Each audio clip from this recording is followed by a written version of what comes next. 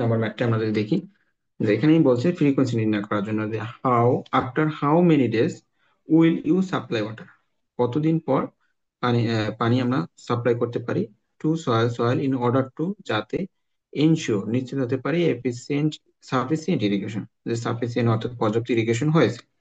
এখানে কিছু ডাটা দিছে যে ফিল্ড ক্যাপাসিটি হলো 28%, পার্মানেন্ট উইল্টিং পয়েন্ট দেওয়া আছে 13%, এবং ড্রাই ডেন্সিটি অফ সয়েলের ড্রাই ডেন্সিটি দেওয়া আছে 1.3 গ্রাম/সিসি, এবং effective depth of root zone সেটাও দেওয়া আছে 70 সেন্টিমিটার, এবং daily consumptive use of water তার মানে সেটা দেওয়া আছে 12 মিলিমিটার। তার মানে আদার্স যে ডাটা যদি থাকে সেটা আমাদের এসিউম করে নিতে পারবো।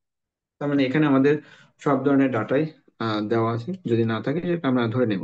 তার মানে ফিল্ড ক্যাপাসিটি সেটা দেওয়া আছে 28%, পার্মানেন্ট উইল্টিং পয়েন্ট দেওয়া আছে 30%, এবং গামাডি অর্থাৎ আমাদের সয়েলের ড্রাই ইউনিট ওয়েট সেটা দেওয়া আছে 1.3 গ্রাম/সিসি।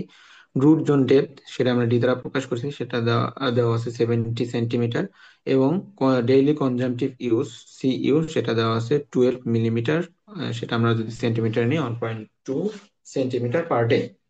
তার মানে আমাদের এখান থেকে বের করতে বলছে যে ফ্রিকোয়েন্সি অফ ওয়াটার। তো এখানে আমরা কি করতে পারি, যে আমাদের যে অ্যাভেলেবেল ময়েশ্চার সেটা আমরা বের করে নিতে পারি। তো অ্যাভেলেবেল ময়েশ্চার সম্পর্কে আমরা কি জানি, যে available moisture is equal to হলো ফিল্ড ক্যাপাসিটি মাইনাস হলো পার্মানেন্ট উইল্টিং পয়েন্ট। তো এটা আমরা গ্রাফ সবসময় একটু মাথায় রাখবো যে গ্রাফটা কিরকম। তো গ্রাফটা যদি এরকম হয় যে এটা হলো ফিল্ড ক্যাপাসিটি, আর এটা হলো পার্মানেন্ট উইল্টিং পয়েন্ট, আর এখানে হলো যে জিরো।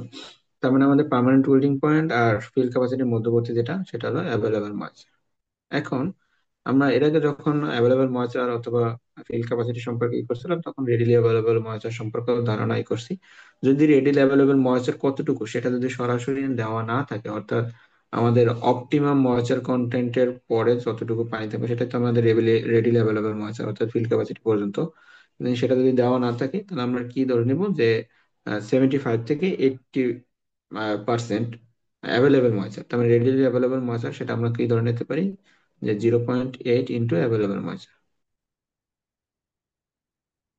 ঠিক আছে, তো এটা আমরা ধরে নেব যদি দেওয়া না থাকে সরাসরি, বা সরাসরি অপটিমাম ময়েশ্চার কন্টেন্ট যদি দেওয়া না থাকে, তখন আমরা এভাবে অ্যাভেলেবল ময়েশ্চার থেকে রেডিলি অ্যাভেলেবল ময়েশ্চারটা আমরা বের করে নিতে পারি। তো এটাই এখন যখন আমরা আহ, সূত্র লিখছিলাম দেখেন, তো তখন কি করছিলাম, যে অ্যাভেলেবল ময়েশ্চার আমরা বের করছিলাম। তো অ্যাভেলেবল ময়েশ্চার যখন বের করছিলাম তখন আমাদের সূত্রের ক্ষেত্রে কি লিখছিলাম, যে গামা ডি বাই হলো গামা ডাব্লু ইন্টু হলো root zone depth field capacity minus হলো পার্মানেন্ট উইল্টিং পয়েন্ট। তখন আমাদের অ্যাভেলেবল ময়েশ্চার আসতো। এখন আমাদের কি দরকার, যে অ্যাভেলেবল না রেডিলি অ্যাভেলেবল ময়েশ্চার দরকার। যে আমাদের রেডিলি অ্যাভেলেবল ময়েশ্চার ডেপথ কত সেটা আমাদের বের করবো। তো সেটা বের করার জন্য আমাদের কি একই রকমের, আমাদের গামা ডি বাই হলো গামা ডাব্লু ইন্টু হলো ডি বা হলো ফিল্ড ক্যাপাসিটি থেকে আমাদের কি করতে হবে, অপটিমাম ময়েশ্চার কন্টেন্ট পর্যন্ত যতটুকু পানি সেটা আমাদের বিয়োগ করে দিতে হবে। তো এখানে আমরা ওটাই বের করছি, যে আমাদের রেডিলি অ্যাভেলেবল পর্যন্ত ময়েশ্চার যে ডেপথটা সেটা আমরা বের করব।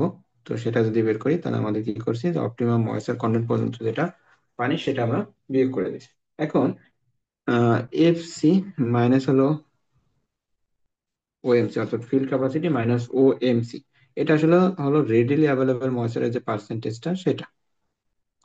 এ, এটা হলো এখানে আমরা সরাসরি রেডিলি অ্যাভেলেবল ময়েশ্চারের পার্সেন্টেজটা বসাইতে পারি, অথবা field capacity minus optimum moisture content বের করে আমরা বসাইতে পারি। বইতে মূলত এভাবে বের করা হয়, যে অপটিমাম ময়েশ্চার কন্টেন্ট বের করে নেয়। তাহলে আমাদের কি করা হয়, যে optimum moisture content is equal to হলো ফিল্ড ক্যাপাসিটি মাইনাস হলো রেডিলি অ্যাভেলেবল ময়েশ্চার পর্যন্ত যে ডেপথটা সেটা। তা সেই রেডিলি অ্যাভেলেবল ময়েশ্চার যদি বাদ দিই, তার মানে আমাদের এখান থেকে কি করছে, যে রেডিলি অ্যাভেলেবল ময়েশ্চার বের করছে 12%। তার মানে ফিল্ড ক্যাপাসিটি আমরা কত পেয়েছিলাম 28%। এখান থেকে আমাদের কি করছে 12% বিয়োগ দিই, তার মানে আমরা পাবো 16%। ঠিক যখন আমরা আবার একইভাবে যদি আমাদের রেডিলি অ্যাভেলেবল ময়েশ্চার বের করতে চাই, তখন আমাদের আসলে এই যে ফিল্ড ক্যাপাসিটি এই জায়গায় 28 বসাবো, 28 বসাবো, আর এখানে অপটিমাম ময়েশ্চার কন্টেন্ট এখানে বসাবো 60। তার মানে আলটিমেটলি থাকতেছে 12, অর্থাৎ রেডিলি অ্যাভেলেবল ময়েশ্চারই থাকতেছে। তো এখানে আমি সরাসরি আসলে ওইটাই বসাই দিছি, যে রেডিলি অ্যাভেলেবল ময়েশ্চার যে 12%। ঠিক আছে। তো দেখো এখন আমরা রেডিলি অ্যাভেলেবল ময়েশ্চার ডেপথ কত যতটুকু সেটা আমরা পাইলাম, 10.92। যে মানগুলো আছে সেই মানগুলো বসে এখানে হলো গামা ডিগ্রিটা আমরা নিয়ে আসছি, গামা ডাব্লু। তো গামা ডাব্লুটা হলো আমাদের ওয়াটারের unit weight. Water unit weight হলো অর্থাৎ গ্রাম পার সিসি তে, আমাদের সাধারণত আমরা জানি গ্রাম পার সিসি হলো 1 গ্রাম পার সিসি। ঠিক আছে। তো 1 গ্রাম পার সিসি যদি হয়, তো সেটাই আমরা বসালাম যে 1 গ্রাম পার সিসি। এবং এটা যদি অন্য আদার্স ইউনিটে থাকে সেটা আমরা ওই ইউনিটে বসাবো। এবং এখান থেকে আমাদের কি পাইছি, যে যেহেতু এটা গ্রাম পার সিসি, এটা গ্রাম পার সিসি কাটাকাটি দেয়, আর এটা হলো পার্সেন্টেজ, এটার কোনো একক নাই, শুধু এইটার এককে আমাদের এখানে বসবে। তার মানে আমাদের 70, এই 70 হলো সেন্টিমিটারে আছে, তার মানে আমাদের অ্যান্সারটা আসবে সেন্টিমিটার। এটা একটু মনে রাখতে হবে। এখন আমাদের যদি ফ্রিকোয়েন্সি বের করতে চাই, তার মানে আমাদের এই ফ্রিকোয়েন্সিটা আমরা এর আগে একটু আগে জানছিলাম যে ফ্রিকোয়েন্সি ইজ ইকুয়াল টু হলো আমাদের যে ওয়াটার ডেপথ থাকবে সেটা, এবং কনজামটিভ ইউজ দ্বারা ভাগ দেবো। মানে ওয়াটার ডেপথ আমরা পাইছিল 10.92, এবং কনজামটিভ ইউজ হলো 1.2। তো এটা আমাদের আছে সাধারণত 9.1 ডেজ। এখন কি করছে আমাদের এখানে রাউন্ডিং করে কম নিয়ে আসছে, যে আমাদের 9 দিন পর পর সে দিতে হবে। এখন কম নেওয়া নিয়ে আসার কারণটা কি, যদি এরকম হতো যে 9.7, তাহলে আমাদের রাউন্ডিং করে সাধারণত আমরা কি করি 10 বানাই, কিন্তু এখানে 10 বা করবো না, আমরা কি করব কমাবো। কারণ হলো আমাদের যদি সময় বেশি যায় তখন হবে কি, আমাদের অপটিমাম ময়েশ্চার কন্টেন্ট যে লেভেলটা থাকবে সেই লেভেলের নিচে চলে আসবে, তখন আমাদের কি হবে, তখন আমাদের যে ইলটা সেটা কমে যাবে।